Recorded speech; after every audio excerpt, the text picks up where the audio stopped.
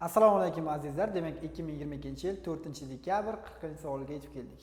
Demak mana savol quyidagicha ekan. Rasmda fx ning ax kvadrat plus bx plus c parabola va gx ning kx plus l to'g'ri chiziq grafiklari tasvirlangan deyapti. Mana tasvirlangan. Keyin aytilyapti -2 0 va x0 y0 nuqtalari parabola va to'g'ri chiziqlar kesishgan nuqtalar degan savol ekan. Nima deyapti? Endi mana shu parabolamiz bilan mana shu to'g'ri chizig'imiz bitta nuqta, ya'ni ikkita nuqtada umumiy nuqtaga ega bo'lgan ekan. Endi aytilyapti, bizga nima so'rayapti? A savolimizda aytilyaptiki, x0 bilan y0 nuqtalari yig'indisini topib ber deyapti. B savolimizda esa s bo'yalgan sohani topib ber degan savol ekan. Endi birinchi o'rinda nima qilamiz? Qarang. Biz mana shu parabola bilan to'g'ri chiziqni tenglamasini aniqlab olishimiz kerak bo'ladi. Birinchi o'rinda to'g'ri chiziqdan topib olamiz. Demak, to'g'ri chiziqni tuzishimiz uchun undan ikkita nuqta olishimiz yetarli mana. -2 0 nuqta bilan 0 1/2 nuqtadan foydalansak bo'ldi. Demak, qanaqa nuqtalar bor bizga? -2 0 va 0 6/5. Ya'ni 1/2 degan bu 6/5. Mana shu ikkita nuqtadan o'tib ketgan to'g'ri chizig'imiz. Endi tekshiramiz demak. Sistemada birinchi o'rinda, hop x o'rniga -2 qo'yadigan bo'lsak, minusdan 2 ta k plusdan l, y ga nima bo'lib qolgan? Mana 0 ga teng bo'lib qolgan. Ikkinchi holda x ga 0 bersak, y ga 6/5 o'tdi. Demak, x ga 0 qo'ysak bu 0, demak keyin l bo'lib qoladi. L teng nima bo'lib qolar ekan? 6/5. Bizga limiz ma'lum. K ni topishimiz uchun mana ga borib qo'yamiz. U holda bundan kelib chiqadiki, k imiz nima bo'lib qolar ekan? Hop, 3/5 ga tenglik kelib chiqar ekan. Demak, biz mana k bilan l ni topib oldik. Demak, mana bu to'g'ri chizig'imizni ko'rinishini yozamiz. Gx funksiyamiz, demak 3/5 ta x hop plusdan 6/5 ko'rinishda bo'lgan ekan. Mana. Endi biz mana bu parabolani ko'rinishini tuzib olishimiz kerak bo'ladi. Buni birinchi ishlaylik. Endi ikkinchiga o'tamiz. Xo'p. Endi e'tibor beramiz. X agar 0 ga teng bo'ladigan bo'lsa, y nimaga teng bo'lgan? -2 ga teng bo'lgan. Agar mana bu joyga 0 qo'yib yuborsak, u holda mana bu -2 ga tenglik kelib chiqadi. Demak, bundan avtomatik nima bo'ladi? S'imiz nimaga teng bo'lgan? -2 ga tengligi kelib chiqadi. Demak, parabolani ko'rinishi qanaqa bo'lgan? Demak, fximiz teng bo'lgan ax kvadrat plusdan bx plus c edi. C'imiz -2 bo'lyapti mana. Demak, -2. Endi parabolaga qaysi nuqtalar tegishli degan bo'lsak, -2 bilan 0 degan nuqta tegishli, keyin mana 5. Bizga faqat ma'lumlari. Endi mana shu nuqtalarni qo'yib, a bilan b ni nima qilaman? Topib olaman. Demak, sistemada yechishimiz kerak bo'ladi bunda ham. Birinchi qo'ysak, -2 0 nuqtani qo'yaman. 5 0 nuqtani qo'yib, birinchi mayli. Demak, x 5 bo'lsa, demak 25 ta a plusdan 5 ta b, hop minusdan 2 teng nima bo'ladi? 0 ga. Ya'ni x 5 bo'lgan vaqtda y 0 ga teng bo'lgan ekan. Shuning uchun 0 ga tengladik. Endi ikkinchi holatda x -2 bo'lgan vaqtda y ga 0 ga teng bo'lgan ekan. Demak, nima bo'ladi? 4 ta a minusdan 2 ta b minus 2 teng nima bo'lgan ekan? 0 ga teng bo'lgan ekan.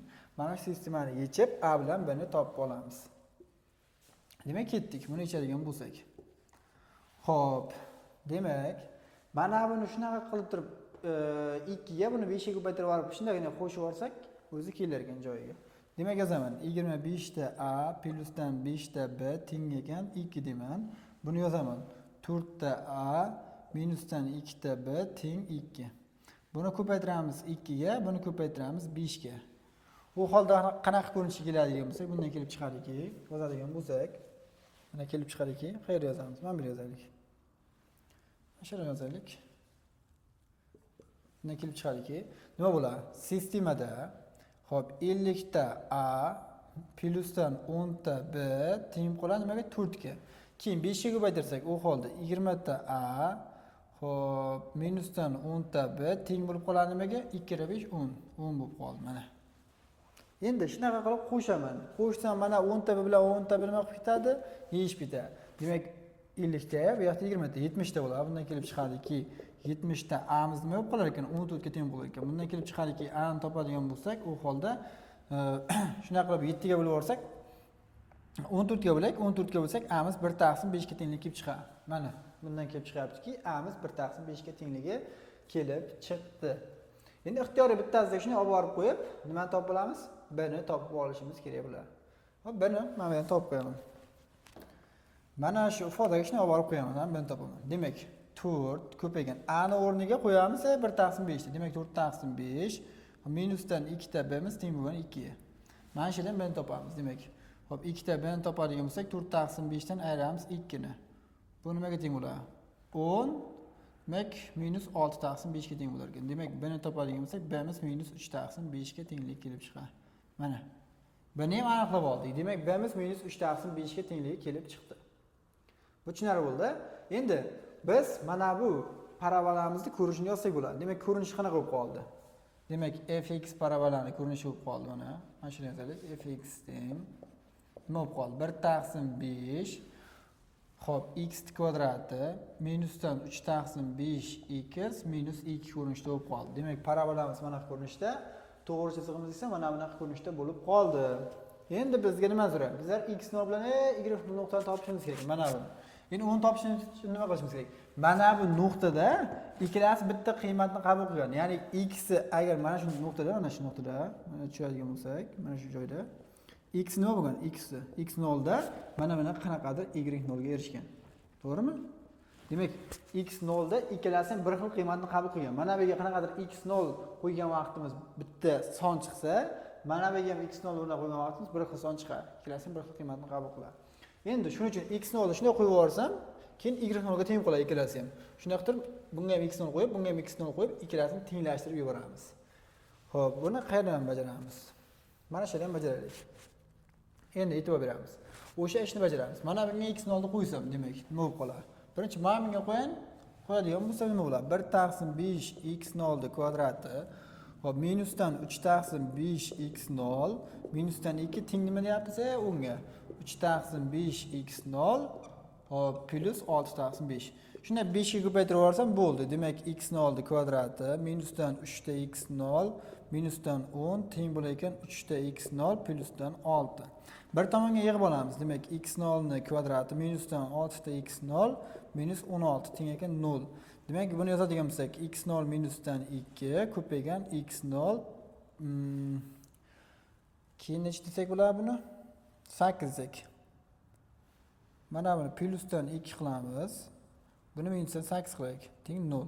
Mana keldi. Demak, x 0 imiz bittasi minus 2 ga, x 0 imiz bittasi 8 ga tenglik kelib chiqdi.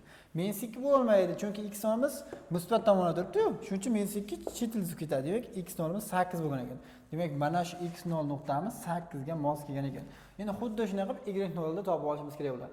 Endi xuddi mana bu x 0 ni mana bu yerga olib qo'yadigan bo'lsak, u holda mana shu funksiyaga olib qo'yamiz. Siz yerini topadigan bo'lsak, endi mana bu yerga olib qo'ysak, u holda nima bo'lib qoladi? 8 nuqtani qo'yadigan bo'lsak, u holda 3 taqsim 5 ko'paygan 8 plusdan 6 taqsim 5. Xohlasak mana bu yerga olib qo'ysak, xohlasak bu yerga olib qo'ysak, bir xil qiymat kelib chiqadi. Buni hisoblaydigan bo'lsak, nima bo'lib qoladi? 30 taqsim 5 ekan. Demak, 6 ga tenglik kelib chiqadi. Demak, mana bu y0 nuqtamiz nima bo'lgan ekan? 6 ga teng bo'lgan ekan.